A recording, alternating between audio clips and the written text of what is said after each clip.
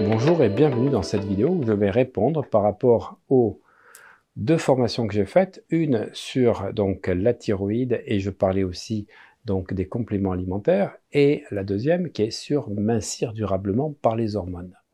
Donc dans ces deux formations, vous m'avez posé des questions sur le fait qu'effectivement, vous n'étiez pas, puisque dans la formation sur les hormones, j'explique les hormones qui font mincir. Sur celle où je parle de l'intestin, je parle qu'il faut éviter le gluten. Et vous me dites, voilà, je souhaite remplacer les produits contenant du gluten, autrement dit le blé, le seigle, l'orge, l'avoine et même l'épeautre, par des produits gluten-free. Est-ce que vous savez que dans les gluten-free, vous avez quoi? Vous avez des produits à index glycémique élevé, vous avez du sucre ajouté et vous avez du blanc d'œuf. Voilà ce qu'il y a. Alors je vais vous répondre dans cette vidéo sur ce qu'il faut comprendre, faire et pas faire. Après le gluten et les laitages, l'aliment le plus allergénique est l'œuf. Beaucoup de produits industriels contiennent à la fois du lait, du gluten et de l'œuf. Les protéines d'œuf se cachent sous d'innombrables appellations. Sans gluten, les pâtes n'ont plus le même goût, le pain non plus, et ne donnent pas la même satisfaction gustative, et les acheteurs rouspètent. Donc on va bien sûr ajouter beaucoup de sucre et les ventes de ces produits vont forcément décoller. Certains pains industriels sans gluten procurent jusqu'à 3 grammes de sucre par tranche de pain.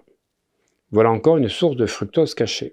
En outre, tout particulièrement en ce qui concerne les galettes de céréales, il s'agit de produits où les ingrédients sont agressés fortement chauffés et les dégâts sont irréparables infligés aux huiles végétales insaturées utilisées pour leur confection et donc une haute teneur en acides gras trans.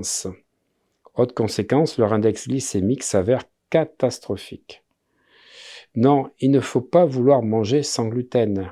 Préférez un véritable changement d'alimentation qui vise à remplacer le gluten par autre chose que des céréales. Rappelons que les céréales n'entraient pas dans le régime dit paléolithique, pas plus que les produits laitiers. Tubercules, racines, légumineuses, quinoa, amaranth, sarrasin, qui sont de fausses céréales, sont ce qu'il faut pour remplacer ces céréales problématiques. Rappelez-vous d'une règle fondamentale, nous ne sommes pas des oiseaux. Les céréales sont faites pour les oiseaux et je suis désolé, je ne suis pas un oiseau, vous n'êtes pas un oiseau. Les céréales et les produits laitiers resteront des problèmes pour les 100 000 années à venir. J'espère que c'est bien clair et que vous trouverez, avec tout ce que je vous ai donné, des astuces pour changer votre façon de manger. À bientôt les amis et surtout restez en bonne santé.